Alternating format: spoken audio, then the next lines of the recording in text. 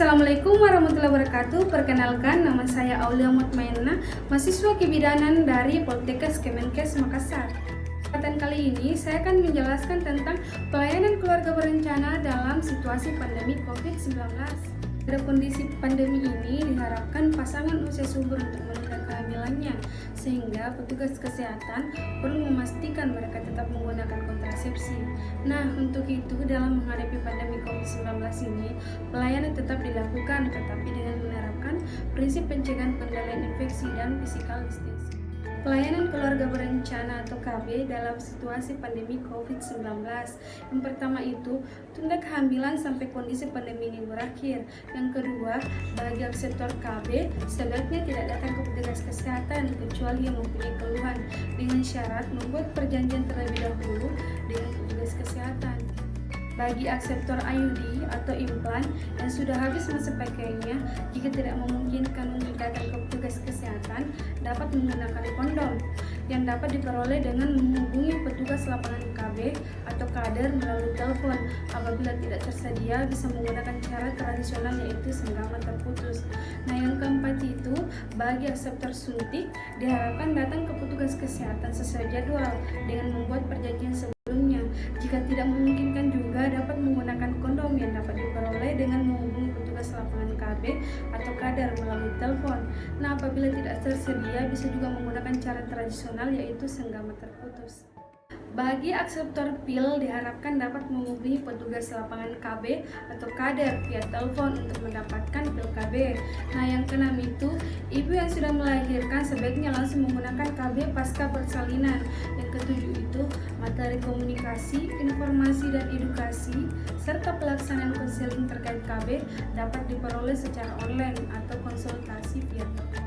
Menjelaskan tentang rekomendasi bagi petugas kesehatan terkait pelayanan keluarga berencana dalam situasi pandemi COVID-19.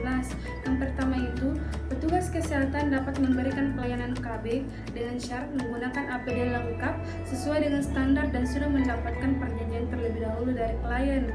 Nah, perjanjian itu seperti akseptor KB yang mempunyai keluhan.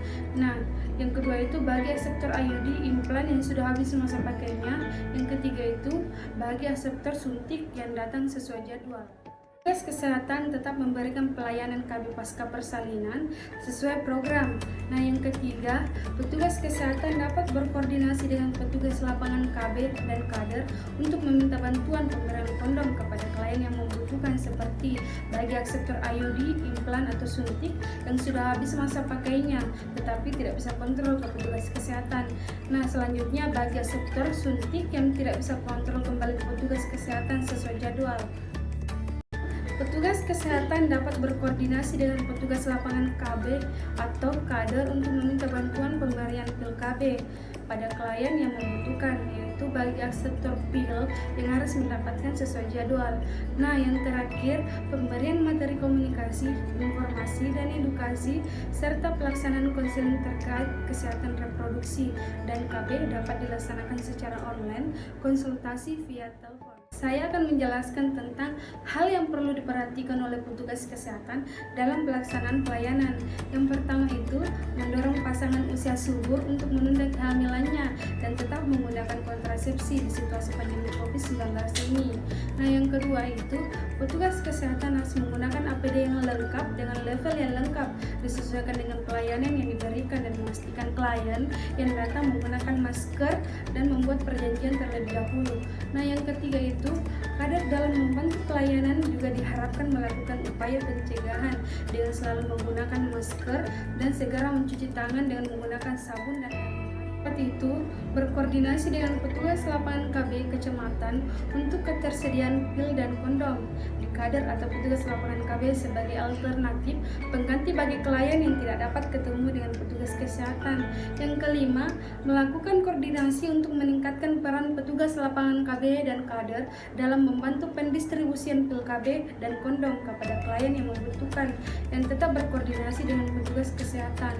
Nah, yang keenam itu memudahkan masyarakat untuk mendapatkan akses informasi tentang pelayanan KB di wilayah kerjanya, misalkan dengan membuat hotline di puskesmas.